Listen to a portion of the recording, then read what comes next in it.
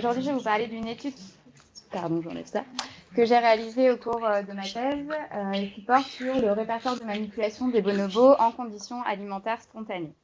Donc, pour replacer un peu le sujet dans son contexte, il faut savoir que les modèles socio-écologiques qui existent actuellement proposent l'influence de plusieurs facteurs sur les stratégies écologiques développées par les espèces. Donc, ces facteurs vont être des facteurs phylogéniques qui vont déterminer les capacités morphologiques et cognitives des espèces, des facteurs démographiques qui vont avoir une influence sur la compétition intra- et interspécifique, et enfin des facteurs écologiques avec notamment la disponibilité et l'accessibilité aux ressources. Donc, ces stratégies vont être mises en place à travers des comportements individuels et collectifs et auront pour finalité une utilisation optimale de l'habitat. Donc, quand on étudie ces stratégies, on s'aperçoit qu'il existe des différences interspécifiques, bien sûr, mais également des différences intraspécifiques, c'est-à-dire qu'une espèce placée dans des environnements différents va développer des stratégies différentes. L'étude de ces différences intraspécifiques est très intéressante puisqu'elle permet d'avoir un aperçu de la flexibilité comportementale de cette espèce, mais également d'avoir des informations sur les mécanismes adaptatifs qui sont mis en place par cette espèce. Donc, ces informations sont très intéressantes pour les projets de conservation, par exemple, puisqu'elles vont permettre de contribuer à anticiper la réponse comportementale des espèces à un environnement donné. Elles sont également intéressantes pour les études évolutives, puisque, encore une fois, elles permettent de comprendre un peu mieux les mécanismes adaptatifs qui ont été mis en place au cours de l'évolution. Donc moi, dans cette étude, je me suis intéressée principalement aux ressources alimentaires et à la façon dont les individus accédaient à ces ressources à travers leur stratégie de manipulation. Donc, pour réaliser cette étude, j'ai choisi le genre Pan, car il est constitué de deux espèces qui sont très proches au niveau socio-écologique, mais qui présentent des différences, notamment au niveau des stratégies de manipulation. Donc, la première différence, elle concerne l'utilisation d'outils. Les chimpanzés ont été décrits comme utilisant des outils en contexte variés, et notamment dans des contextes alimentaires, alors que les bonobos utilisent aussi des outils, mais plutôt dans des contextes sociaux ou hygiéniques, et pas en contexte alimentaire, en milieu naturel. Par contre, des études en captivité ont été réalisées et ont montré qu'ils étaient tout à fait capables d'utiliser des outils en contexte alimentaire également. En termes d'études réalisées sur les capacités manipulatoires de ces deux espèces, on a pas mal d'études disponibles sur les chimpanzés et notamment on sait que leur répertoire est varié et qu'il inclut des postures en finesse et en puissance. Donc, ils ont été étudiés dans des contextes très variés. Les bonobos, en revanche, ont été assez peu étudiés pour cette problématique et on manque de données en milieu naturel. Et même les données qui ont été collectées en captivité, finalement, se sont focalisées sur justement ces contextes d'utilisation d'outils ou de manipulation d'objets de petite taille ou relativement uniformes. Donc finalement, à ce jour, on n'a pas de répertoire complet en captivité pour cette espèce-là. Donc c'était le premier objectif de cette étude, c'est-à-dire de faire une description complète du répertoire de manipulation de cette espèce en conditions alimentaires spontanées, donc en dehors de situations expérimentales, avec et sans utilisation d'outils. L'hypothèse était que le répertoire va être plus large que celui décrit en contexte d'utilisation d'outils uniquement, et qui va inclure une grande variété de postures manuelles allant de la finesse à la puissance, comme décrit chez le chimpanzé. Donc, pour vérifier cette hypothèse, j'ai observé 17 individus à la vallée des singes en intérieur sur lesquels j'ai réalisé des enregistrements vidéo lors de sessions alimentaires. Ensuite, ces vidéos ont été découpées en séquences de manipulation alimentaire définies comme allant du premier contact entre un individu et un aliment, donc soit direct, soit par l'intermédiaire d'un outil, et jusqu'à la consommation totale de cet aliment ou son abandon après consommation partielle. Pour chacune des séquences, j'ai relevé l'individu focal, l'aliment manipulé, le support sur lequel l'individu manipulait cet aliment. Donc ici, ça pouvait être soit le sol, soit les différentes plateformes, soit la grille au plafond qui impliquait une suspension. Et bien sûr, j'ai relevé les postures manuelles ou podales employées lors de cette séquence. Donc finalement, j'ai pu analyser près de 800 séquences sur lesquelles j'ai pu décrire 22 postures manuelles ou podales utilisées et 49 associations de postures. Donc ce que j'entends par association, ça va être les cas de manipulation bimanuelle, mais aussi les cas de postures composées. Donc finalement, un individu va pouvoir combiner deux postures manuelles pour manipuler un même item. Donc ces postures vont de la précision à la puissance et ont pu être séparées en 5 catégories basées sur les catégories utilisées pour les chimpanzés.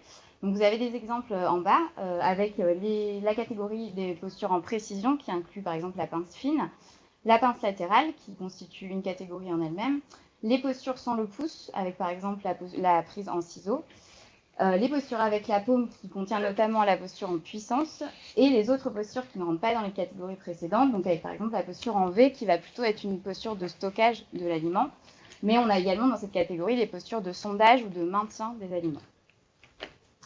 Dans cette première partie, j'ai pu également mettre en évidence une utilisation spontanée d'outils, donc ça va être des branches qui sont disponibles dans leur enclos, et avec surtout l'emploi de postures qui sont spécifiques, donc que je ne retrouve pas dans d'autres contextes que ce contexte d'utilisation d'outils. Mais par contre, si on regarde l'ensemble des postures utilisées pour l'utilisation des outils, en fait, ça va représenter que 55% des associations décrites.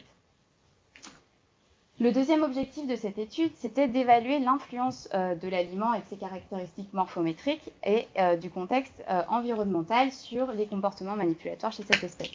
Donc l'hypothèse, c'était l'existence de stratégies différentes en fonction des caractéristiques de l'aliment et en fonction du contexte environnemental. Donc ici, c'était le support.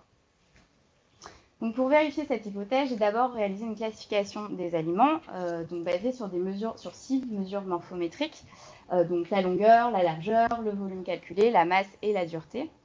Et j'ai pu les séparer en 2 groupes où les 6 variables sont significativement différentes. J'ai rajouté à ces 2 groupes un 3e groupe qui correspond au riz cuit qui était contenu dans des enrichissements, donc c'était des tubes en PVC ou en bois, et qui ne pouvaient pas être mesurés de la même façon, donc qui constituait un groupe à part entière. Ensuite, j'ai réalisé une analyse de séquence. Donc là, je ne regarde plus la posture manuelle individuellement, mais je regarde leur enchaînement au cours d'une séquence. Donc à droite, vous avez par exemple un exemple de 2 séquences avec 4 postures manuelles employées.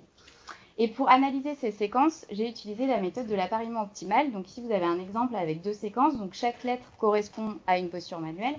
Et vous voyez que pour passer de la première séquence à la seconde, il faut apporter 2 modifications. Donc cette valeur de 2, en fait, nous donne une distance entre 2 séquences, et j'ai réalisé ça pour chaque paire de séquences. Ensuite, grâce à ces valeurs, j'ai pu rapprocher finalement les séquences qui étaient les plus proches entre elles. Donc grâce à cette méthode, j'ai pu discerner 4 patterns de manipulation auxquels j'ai rajouté un pattern qui correspondait aux manipulations avec la bouche uniquement, c'est-à-dire que l'aliment était saisi et consommé directement. Ensuite, j'ai voulu regarder à quoi correspondaient ces patterns en termes de posture. Donc j'ai regardé la proportion des 5 catégories dont je vous ai parlé plus tôt dans chacun des patterns. Et finalement, on voit que le premier pattern va correspondre aux postures en précision, le deuxième va correspondre aux postures sans le pouce, le troisième à la pince latérale, et le quatrième va être une combinaison des postures avec la paume et des autres postures. Ensuite, j'ai voulu regarder dans quel contexte était utilisé chacun des patterns. Donc là, ici, vous avez donc à gauche les 3 catégories d'aliments. Ensuite, vous avez les 3 supports. Et en rouge, vous avez les patterns qui sont significativement plus utilisés pour chaque modalité item support. Et en bleu, ceux qui sont moins utilisés. Donc on voit déjà ici qu'on a une utilisation différentielle en fonction des modalités. Par exemple, si on prend les petits items, le pattern dominant ne va pas être le même s'il est manipulé sur la plateforme ou sur la gueule. Donc finalement, cette étude m'a permis de mettre en évidence un large éventail de postures manuelles chez cette espèce, allant de la précision à la puissance. J'ai pu montrer également que ce répertoire était plus diversifié que dans un contexte d'utilisation d'outils uniquement, et qu'il présentait la même diversité que celle décrite chez le chimpanzé. Donc finalement, j'ai pu valider ma première hypothèse.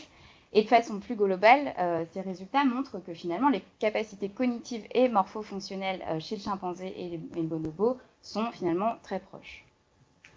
Dans une deuxième partie, j'ai pu identifier 5 stratégies de manipulation employées différemment en fonction de l'aliment manipulé et du contexte. Donc j'ai pu valider ma deuxième hypothèse, et de façon plus générale, ça a pu mettre en évidence que chez cette espèce, on observe une flexibilité des comportements manipulatoires en fonction des contextes écologiques.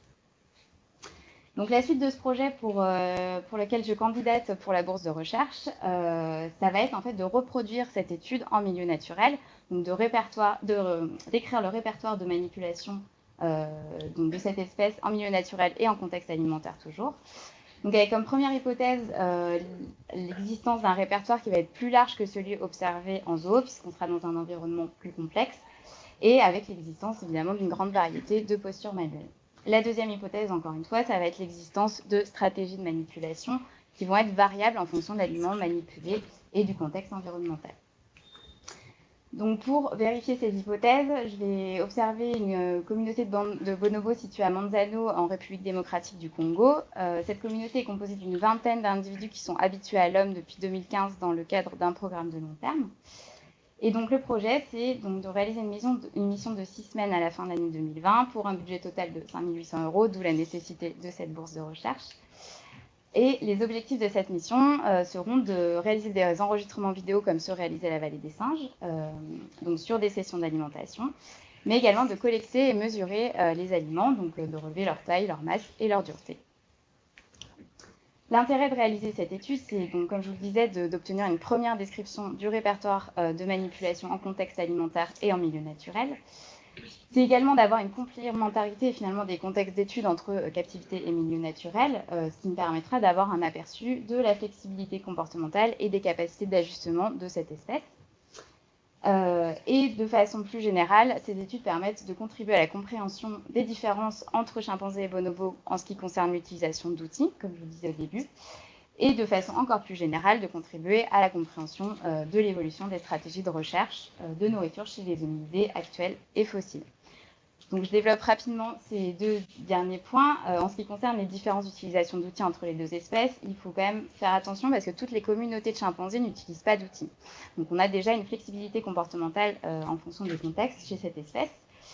Donc voilà. Et après, en termes de capacité cognitive, on sait déjà que les bonobos sont capables de manipulation fine, donc soit dans le cadre d'une utilisation d'outils, soit d'items petits, mais c'est encore à confirmer en milieu naturel. Et pour le deuxième point qui concerne l'évolution des stratégies de recherche de nourriture chez les hominidés actuels et fossiles, l'intérêt du genre Pan, c'est évidemment que c'est le genre le plus proche au niveau phylogénétique de l'espèce humaine, et pourtant on connaît très peu les comportements manipulatoires des bonobos en contexte d'arboricolie. De façon plus générale, les études sur les premiers hominidés se basent sur des indices morphologiques fossiles, mais finalement on n'a pas d'indices comportementaux. En ce qui concerne la main en particulier, on sait que la main des premiers hominidés est composée d'une mosaïque de caractères proches des humains actuels et d'autres proches plutôt des grands singes modernes, mais donc on n'a pas de données comportementales, donc l'observation des grands singes actuels nous permettra de pallier à ce manque. Je vous remercie de votre attention.